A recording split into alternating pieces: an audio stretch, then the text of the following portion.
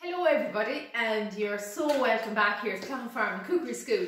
So, as we all know, this weekend is Valentine's weekend, and so I've decided to do a sweet treat, but we are keeping within the perimeters of healthy. So what I'm going to do today is I'm going to do two things.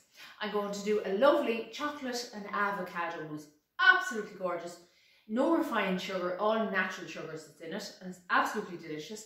And we're going to do, but we have one saying, and I just thought we might get away with it for the weekend that's in it. And we're going to do a little sablé biscuit. It's only a wafer thin, very, very small, but just a little heart shape, just to set the tone for the weekend. And they're ever so small, but they just finish off, to polish off the meal. So we're going to get started. For our mousse, we're going to be using dates. So I'm using the medjool dates, but oftentimes you see the ordinary dates in your supermarket. They're absolutely fine. The medjool date might be, I'm using 5 medjool dates, but you might need, maybe if you have the ordinary dates, maybe 7. So kind of work it out like that. Now sometimes when you get the dates, they can be a little bit firm. So oftentimes what I do is I just kind of like, just want to cut them in half.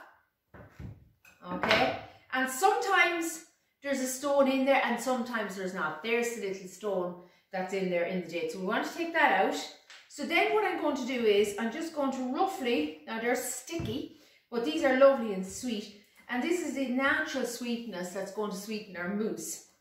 So we just roughly chop them up like that, just into little pieces. And now, as I said, this is not necessary. Sometimes when I make this, I don't soak them. And you just might get a little bite of what in through the mousse, which is absolutely gorgeous. But just to give you an idea, so that's them soaked there. Or that's them cute or diced up just there. And what I'm going to do, I'm just have to take this kettle off the boil. So just pour enough water over it to kind of submerge them in the hot liquid. And we leave them there for a couple of minutes, and we're going to just strain off that liquid then when we're finished. So we just leave them there to one side, okay?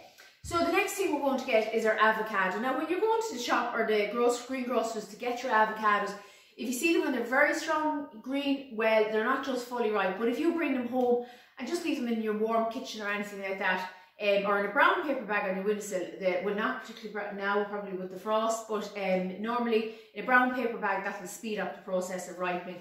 So that's a kind of a dirty ivy green, so you're in or around right there. Now you can get the what's it called, they're kind of guaranteed ripeness, I don't know what you call them, but they're like the mangoes and they're absolutely fine as well. But if you can't get your hands on them, so just go down the centre, just like that. Just be careful with your knife.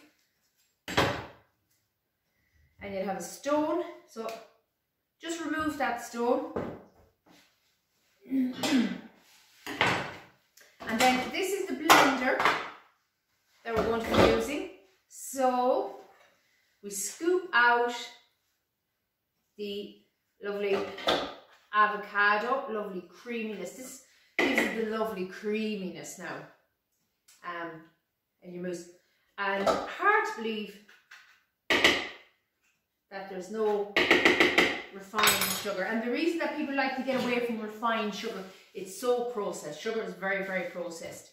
So we're going to use a banana, and just a smallish banana, not too big.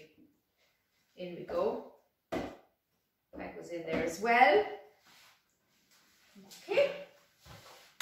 And the next thing we're going to use is coconut powder. I'm not just going to put that in just yet. I want to zest.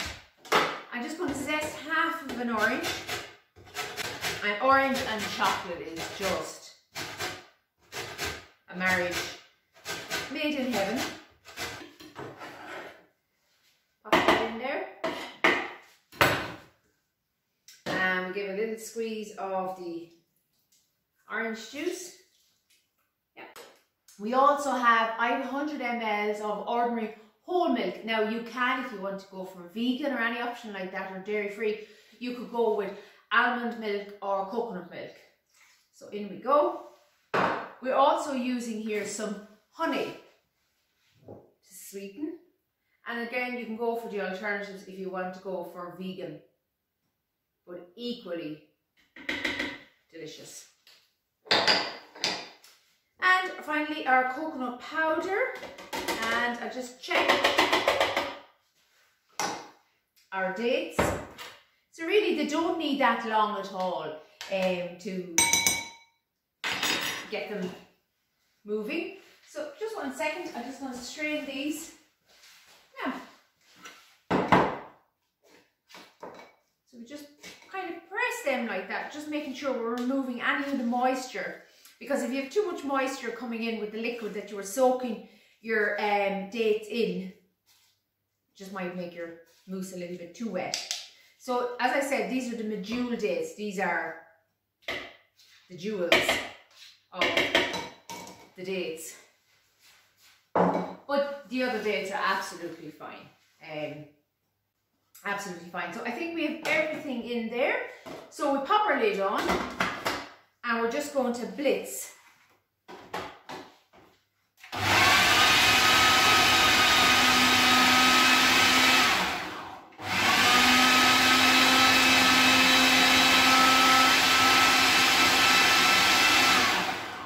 So it is important when you are blitzing, just come along the sides, just like that, and give it a little scrape down.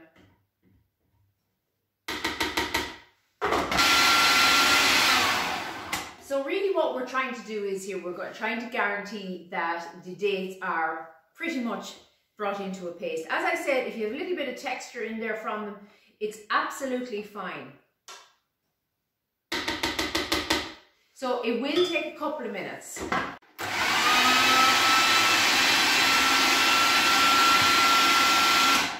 So we are almost there. It's lovely and smooth. There is just a little few pieces of dates, which is absolutely normal. And it actually gives nice texture to the mousse.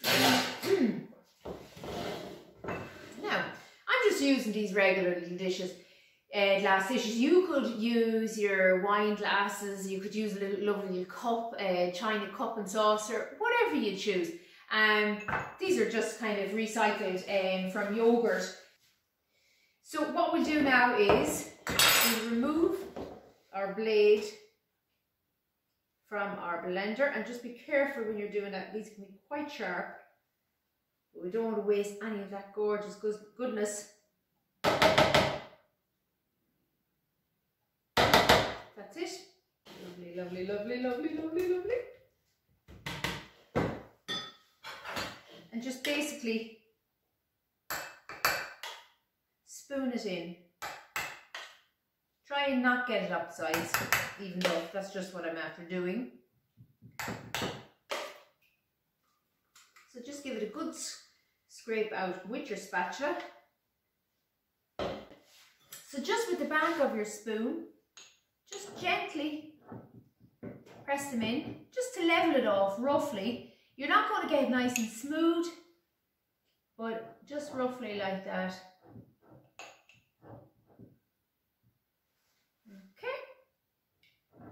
And actually, just give them a little tap.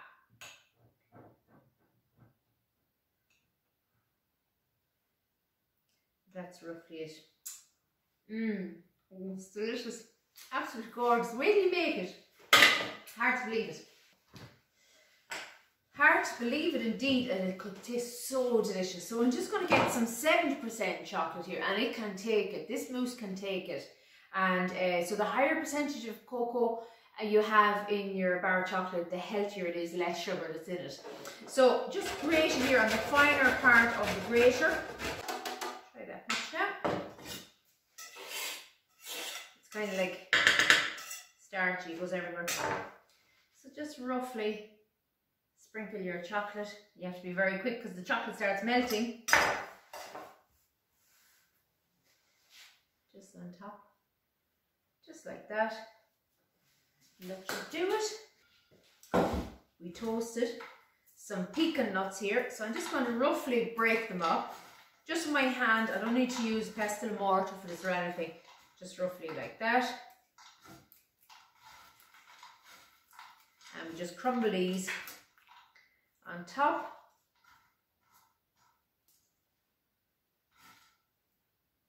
And again, it's a lovely texture. You have the different textures there. The other thing you could also do is just zest a little bit more of your orange on the finer part, very lightly, and you can just use that to decorate. So we just do 2 of them.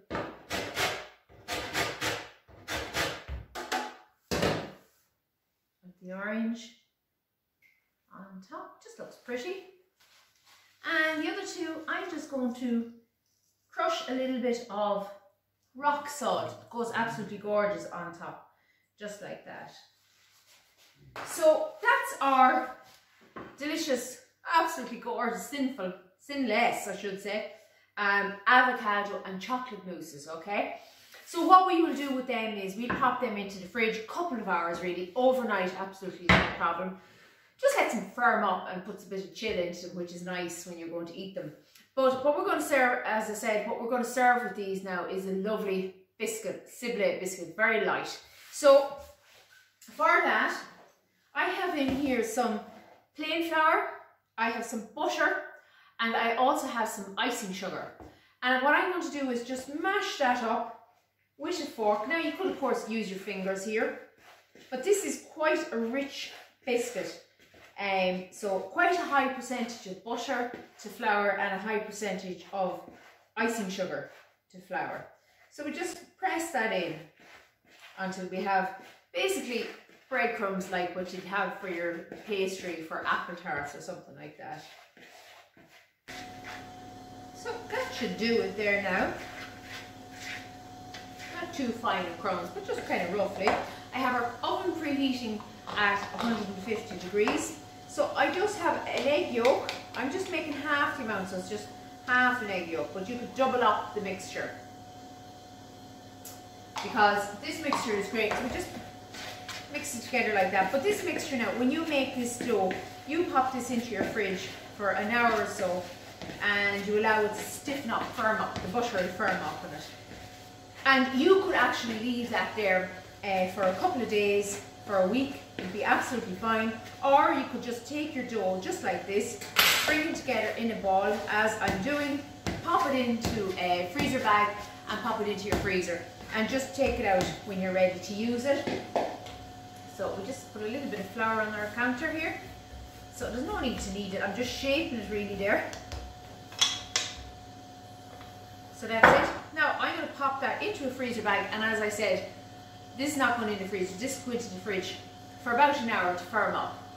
So, as they say on TV, here's one I made earlier, and look at the difference in it. That's really firm, and that's because of the high percentage, as I said, of butter to flour. So that's what gives it the firmness. Now, it's one important thing when you're working with this pastry, don't work with the whole amount, work with small amounts. So just roughly, you have to do that to kind of get that stiffness out of it. So just do it, but don't overhandle it, you know. So again, a little bit of flour. And even though it's quite stiff there now, I'm just going to apply the rolling pin. Okay, another little bit of flour, easy on the flour as well.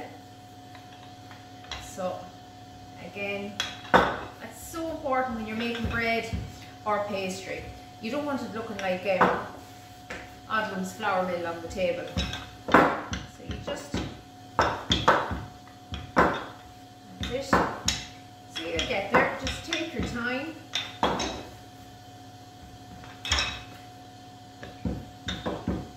So that's it. And you can use your little palette knife as well to get in under it.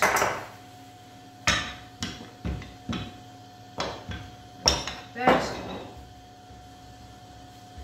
And then just with your little heart-shaped cutter, of course, Valentine's, all romantic, whatever shape you want. So just get your little heart chip and cut out your little heart, and then we'll serve these biscuits along with our mousse. And it just, you know, they're not a big thing, they're only a bite, and as I said, it kind of finishes off the meal. So we'll pop these into the oven now, and we'll let them get lightly golden. So now I'm going to take our biscuits out of the oven. Oh, they're lovely. Let's turn off our oven. So that's exactly, just turn them around, what we're looking for. So they're just lightly golden. Now, if you see that biscuit there, that's a little bit stronger in colour. We don't really want, that's because there's always hot spots in ovens, and you know, no matter how expensive your oven is, I've seen there's hot spots in them all. So just you get to know your oven after a while.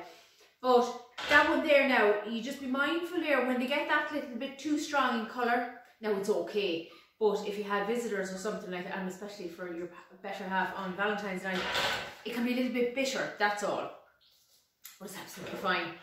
For the kids, squiggle a little bit of chocolate on top, it's lovely. So what we do now is, we just allow these to, they'll be okay. What we'll do is, we just transfer them onto our wire rack. So now we're going to dust them lightly with some icing sugar, and this just really puts the finishing touch onto them. So just along like that, and that should do it. These biscuits store very well in an airtight container, and you know what, put them into a little plastic bag, put a bow on them. Gorgeous little gift. Okay, so I've put one on. How romantic is that? A little sharing dessert. So we put one here, and one here, and then one here, and here.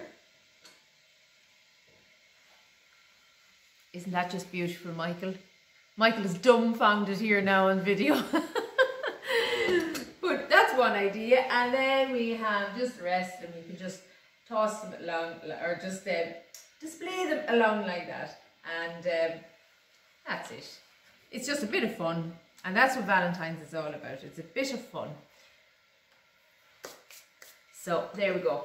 Well, that's it. But that's our healthy treat for this Valentine's weekend. But you know what? Valentine's is not just for couples anymore. It's for everybody. It's for grannies, granddads, and mammies, daddies, neighbours, home help, whoever. And you know what? In the last year, so many people have been denied that little hug, that sharing of love or whatever. So if there is anyway, maybe it's a neighbour, you could make them up in a little jam jar, a little mousse like that, and a few little biscuits to go along with it. Pop it into a brown bag and drop it to their door, as long as you're in the 5 kilometres, of course.